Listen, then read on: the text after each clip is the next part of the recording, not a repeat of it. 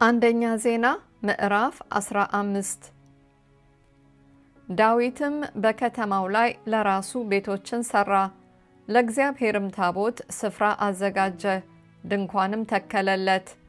በዚያን ጊዜም ዳዊት የእግዚአብሔርን ታቦት ይሸከሙ ዘንድ ለዘላለሙም ያገለግሉት ዘንድ እግዚአብሔር ከመረጣቸው ከሌዋውያን በቀር ማንም የእግዚአብሔርን ታቦት ይሸከም ዘንድ አይገባውም አለ።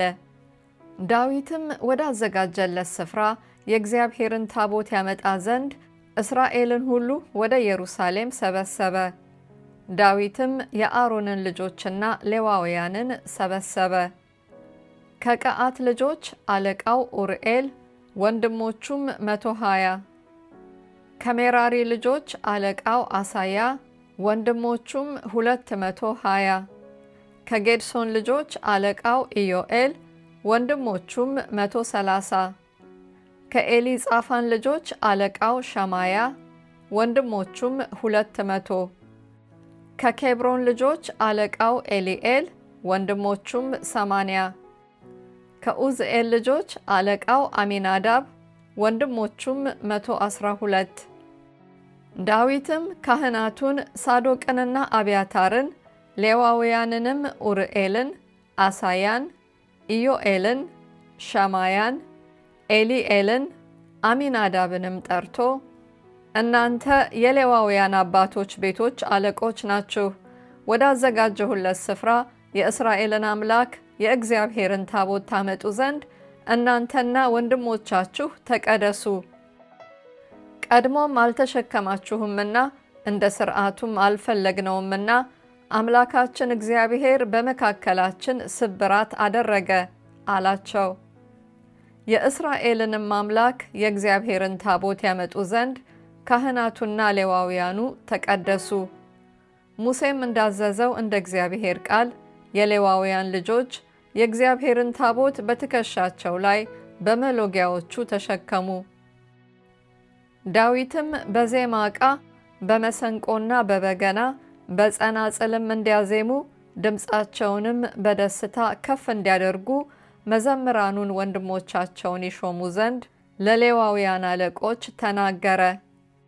ሌዋውያኑም የኢዮኤልን ልጅ ኤማንን፣ ከወንድሞቹም የበራክያን ልጅ አሳፍን፣ ከወንድሞቻቸውም ከሜራሪ ልጆች የቂሳን ልጅ ኤታንን፣ ከእነርሱም ጋር በሁለተኛው ተራ የሆኑትን ወንድሞቻቸውን ዘካርያስን፣ ቤንን፣ ያዝኤልን፣ ሰሚራሞትን፣ ይሂኤልን፣ ኡኒን፣ ኤልያብን፣ በናያስን፣ መዕሤያን፣ መቲትያን፣ ኤሊፍሌሁን፣ ሚቅንያን፣ በረኞችንም ኦቤድ ኤዶምንና ይዕኤልን አቆሙ።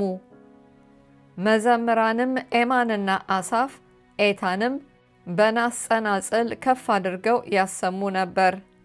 ዘካርያስ፣ አዝኤል፣ ሰሚራሞት፣ ይህኤል፣ ኡኒ፣ ኤልያብ፣ መዕሤያ፣ በናያስ በመሰንቆ ምስጢር ነገር ያዜሙ ነበር።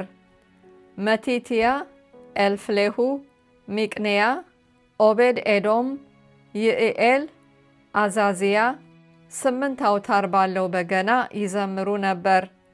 የሌዋውያኑም አለቃ ክናንያ በዜማ ላይ ተሹሞ ነበር። ብልሃተኛ ነበረና ዜማ ያስተምራቸው ነበር። በራኬያና ሕልቃናም ለታቦቱ በረኞች ነበሩ። ካህናቱም ሰበንያ፣ ኢዮሳፍጥ፣ ናትናኤል፣ አማሳይ፣ ዘካርያስ፣ በናያስ፣ አልዓዛር በእግዚአብሔር ታቦት ፊት መለከት ይነፉ ነበር። ኦቤድ ኤዶምና ይሄያም ለታቦቱ በረኞች ነበሩ።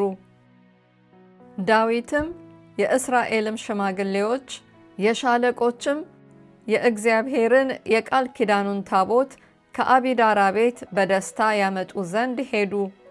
የእግዚአብሔርንም ቃል ኪዳን ታቦት የተሸከሙትን ሌዋውያንን እግዚአብሔር በረዳቸው ጊዜ 7 በሬዎችና 7 አውራ በጎች ሰዉ። ዳዊትም ታቦቱንም የተሸከሙ ሌዋውያን ሁሉ መዘምራኑም የመዘምራኑም አለቃ ከናንያ የጥሩ በፍታ ቀሚስ ለብሰው ነበር። ዳዊትም የበፍታ ኤፉድ ነበረው። እንዲሁ እስራኤል ሁሉ ሆ እያሉ ቀንደ መለከትና እምቢልታ እየነፉ ጸናጽልና መሰንቆም በገናም እየመቱ የእግዚአብሔርን የቃል ኪዳን ታቦት አመጡ። የእግዚአብሔርም ቃል ኪዳን ታቦት ወደ ዳዊት ከተማ በደረሰ ጊዜ የሳኦል ልጅ ሜልኮል በመስኮት ሆና ተመለከተች። ንጉሡም ዳዊት ሲዘፍንና ሲጫወት አይታ በልቧ ናቀችው።